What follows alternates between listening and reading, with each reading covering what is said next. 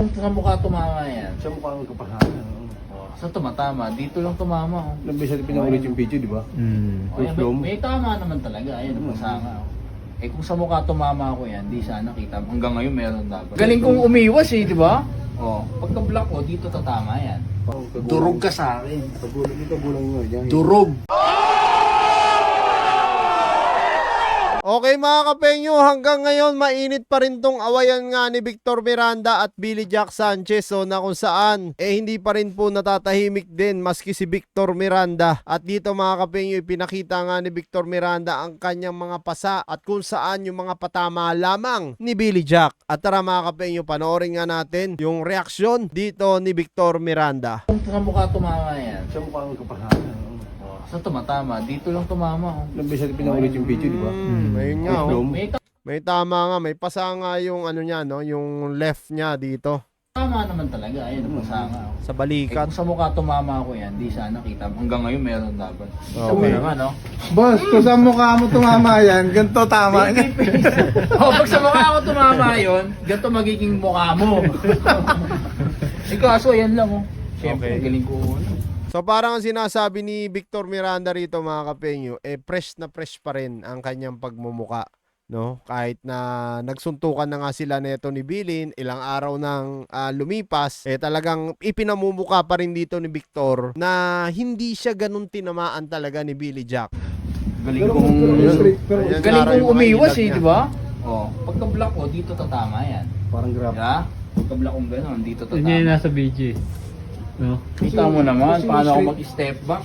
Bilis-bilis ng step back ko. Sutang ina, hindi Okay. tatama sa akin yan, no? Pag ganun-ganun lang ako dyan, no? Ayun, Mhm. oo. Wala, hindi tatama. Alam mo si Mimi Pedro, ano? Durog ka sa akin. Pagulang dito. Okay, so parang ang nangyayari rito mga kapenyo, parang sinasabi ni Victor Miranda sa kanyang bersyon na dinurog niya etong si Billy Jack. At sinasabi naman ni Billy sa kanyang side na talagang siya nga raw ang nanggulpe dito kay Victor Miranda. So ayan mga kapenyo, kung kayo nga yung tatanungin ko, ano yung masasabi nyo no, dito sa sinasabi rin ni Victor Miranda na yun nga sa side niya na siya talaga yung nanalo. Kumbaga dinurog daw talaga niya etong si Billy Jack. Pagulang nyo. Durog. Mhm. Yung mukha mo magiging ano? Yung mukha mo magiging ganyan mukha, Pang! Hindi ba ganito? Baka sa akin tumama. Ganun. Oo, ganyan. Hindi mo matatamaan. Gaganyan-ganyan lang kita niya. Ina mo ka,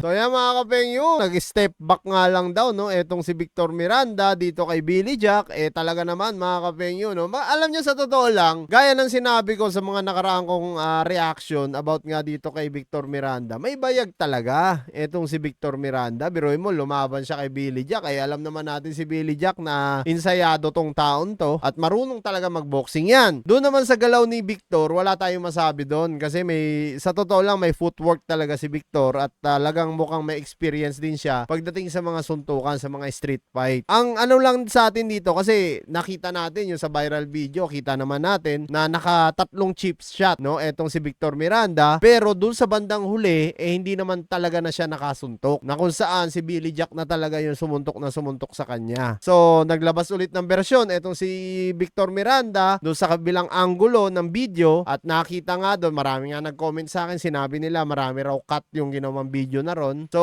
kayo nang bahala umusga mga kapenyo kung sino ba sa palagay nyo talaga nanalo, dahil itong dalawa, pataasan sila ng ihe dito sa social media. Syempre, ayaw din mapahiya ng isa, ayaw rin mapahiya ng isa. So, sa palagay nyo mga kapenyo, ano ba talagang magandang at nararapat dito sa dalawang ito? Round 2 pa ba mga kapenyo? Comment nyo down below yan at lahat-lahat yan mababasa ko.